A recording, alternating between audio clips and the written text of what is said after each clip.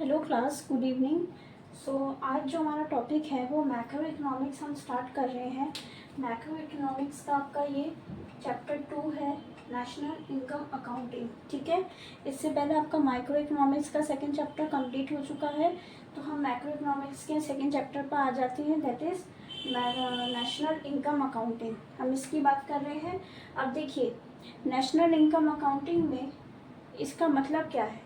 जैसा कि इससे पहले आप लोगों ने फर्स्ट चैप्टर में मैंने आपको समझाया था माइक्रो और मैक्रो के बीच में जो डिफरेंस। ठीक है, तो माइक्रो है आपका स्मॉलर यूनिट्स ऑफ इनकम, और मैक्रो है आपका aggregate units of income means larger units, very larger units of income। अब यहाँ पे larger units में क्या क्या आ जाते हैं, लोगों की इनकम किस हिसाब से, like employment, factories, industries, enterprises. Okay, इन सब जगहों पे कहाँ कितना क्या इनकम आता है जिससे आपके कंट्री के जीडीपी को सपोर्ट करता है, that is known as macro.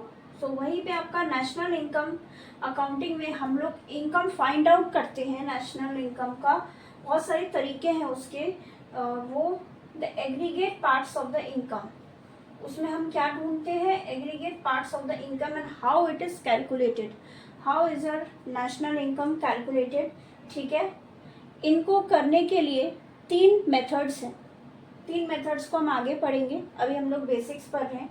तो 3 मेथड्स हैं। पहला है आपका प्रोडक्ट मेथड, सेकेंड है आपका एक्सपेंडिचर मेथड,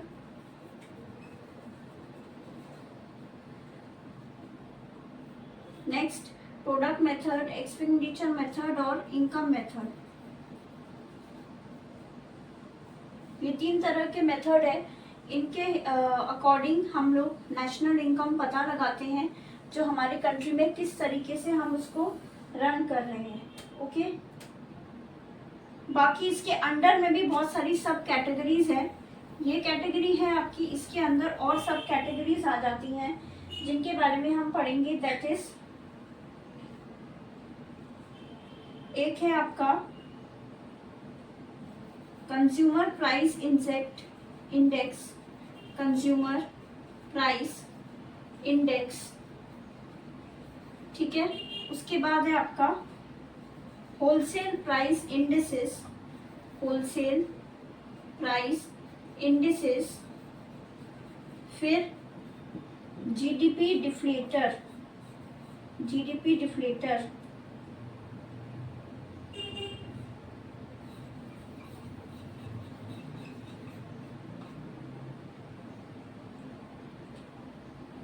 मतलब ये सारी चीज़ें हमारी कंट्री की जीडीपी को एग्रीगेट फॉर्म में बढ़ाने के लिए, इकोनॉमी को बढ़ाने के लिए, टोटल इकोनॉमी, नेशनल इकोनॉमी को बढ़ाने के लिए इन सारी चीज़ों, मेथड्स और उसके अंदर सब कैटेगरीज की ज़रूरत पड़ती है।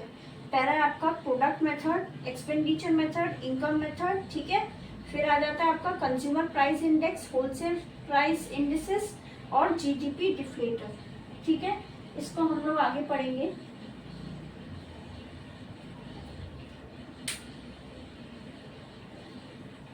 यहाँ पर सबसे बड़ा हाथ आपका आपके एडम स्मिथ का है, वो is also the father of modern economics, जो मैं आपको पहले भी बता चुकी हूँ, जो फादर है आपके मॉडर्न इकोनॉमिक्स में। तो जब हम लोग नेशनल इनकम की बात करते हैं तो उसमें इन्होंने एक बुक भी लिखी थी जिसका नाम आप देख सकते हैं, an inquiry to the nature and cause of the wealth of the nations, एक बुक थी जहां पर उन्होंने ये बताया था, how do we classify countries and rich and poor, how is your countries income calculated, and we display the income, present the income to the world दुनिया को हम कैसे दिखाते हैं कि किस तरीके से आपका कंट्री कैटेगराइज हो रहा है, कौन सा कंट्री कैसे हम बताते हैं अमीर है या गरीब है, आपकी कंट्री का क्लासिफिकेशन किस थ्रू होता है, वो सारी उन्होंने उस बुक में लिखी थी। ठीक है, बुक का नाम है an inquiry to the nature and cause of the wealth of the nations. ठीक है, ये इंक्वायरी करने का तरीका है जिससे आपको पता चलता है कि आपकी बुक को किस तरीके से लिखा गया है। नेक्स्ट इज, इसके बाद आप देखते हैं that is there are some countries, कुछ देश ऐसे हैं which have lots of natural resources like your African countries, African continent के जितने कंट्रीज हैं and your Latin American, but इतने they are so much rich in natural resources, natural resources से इतने ज़्यादा रिच हैं, कुदरती चीज़ें उनके पास काफ़ी ज़्यादा है, चाहे वो चॉकलेट की बात करें, कॉफ़ी की बात करें, और भी बहुत सारे रॉ मटेरियल्स है which you found in that Nations, but still they have lots of poor Nations in their country, in their continent. उनकी कॉन्टिनेंट के अंदर बहुत सारे देश ऐसे हैं जो फिर भी गरीब हैं। ओके, तो ये नहीं आप कह सकते हो कि अगर your country is rich in natural resources और फॉरेस्ट लैंड अगर आपके कंट्री में है तो ही आपका कंट्री रिच होगा। आपके कंट्री में कैपिटल होना बहुत ज़रूरी है, यू नो, इंडस्ट्रीज, एंटरप्राइजेस, इनका बेस होना बहुत ज़रूरी है। ठीक है, जब तक फैक्ट्रीज, इंडस्ट्रीज नहीं होंगे, लोगों को काम कैसे मिलेगा? जंगल से सिर्फ काम तो नहीं होगा, वहाँ से भी अगर हम ट्रीज लगाएंगे, कट नहीं करना चाहते, कट करेंगे तो 2 ट्री और लगाएंगे, बट ट्रीज कट होंगी तो फर्नीचर मिलेगा हमको। ठीक है, फर्नीचर के पीसेस मिलेंगे, तो वो हमारा एग्रीगेट इनकम में आता है।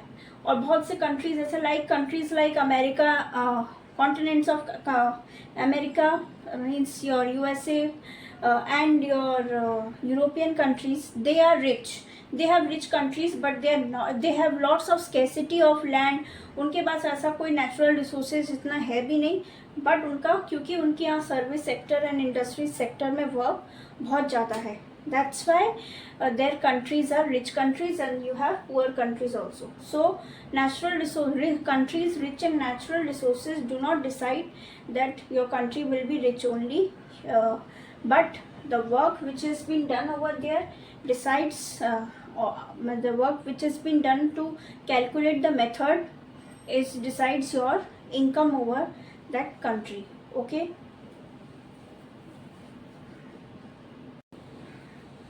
तो हम लोग अभी बात कर रहे थे जो बहुत से कंट्रीज ऐसे हैं those who are rich in forest land और natural resources, but they are not able to afford capitalism in their country.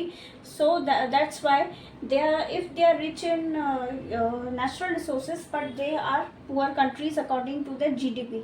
उनके GDP के हिसाब से उनकी इनकम कंट्री की बहुत लो है। So जो हमारी मॉडर्न डे इकोनॉमिक सेटिंग है, मॉडर्न डे इकोनॉमिक सेटिंग है, उसमें क्या दर्शाता है? आपके मॉडर्न डे इकोनॉमिक सेटिंग में आप देखते हैं जहाँ पे अ स्मॉलेस्ट ऑफ एंटरप्राइजेस, छोटे से छोटे एंटरप्राइज जो है आपके, चाहे वो the enterprise consist of making paper, छोटे छोटे प्रोडक्ट्स बना रहे हैं, goods and services, making of goods and services, because all the national aggregate income depends on your goods and services, okay, which are being exchanged in the society.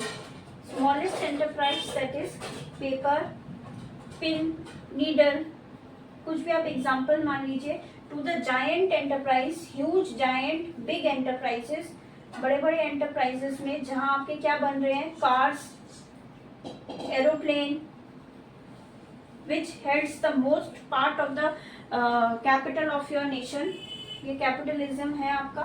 ठीक है, so these all are combined where employees are employed.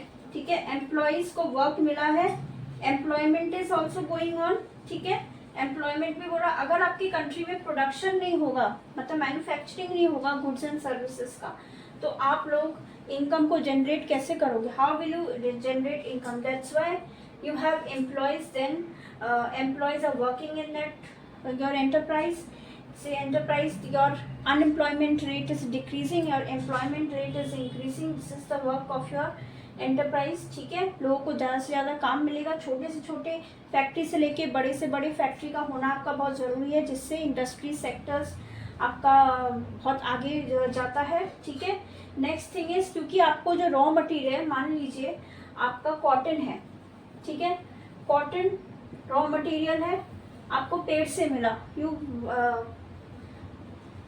Got from a plant, okay, cotton plant है, ठीक है। Cotton plant से cotton जब हम लोग काम में लाते हैं, उसको कैसे कर रहे हैं, कॉटन को हम लोग कहाँ ले आए, स्पिनिंग व्हील, जहाँ पे कॉटन को घुमा घुमा के पतला किया जाता है, ठीक है। अब स्पिनिंग व्हील में नहीं आया, next we took it to the factories, factories पे लेके गए, फैक्ट्रीज में लेके गए जहाँ पे इसको गारमेंट में चेंज किया गया, मतलब कपड़े के रूप में चेंज किया गया। देन फैक्ट्रीज में लेके जाने के बाद हम होलसेल मार्केट लेके गए, होलसेल मार्केट में इसको हम लोगों ने कम, मतलब पूरी तरीके से एक ड्रेस के फॉर्म में with a shape of girl और बॉय में लेके गए। Then consumer went to buy that product, हम कंज्यूमर जो ड्रेस खरीदने जा रहे हैं, that is a final good, the product which is finally made, completely made, okay, which has got from lots of processes।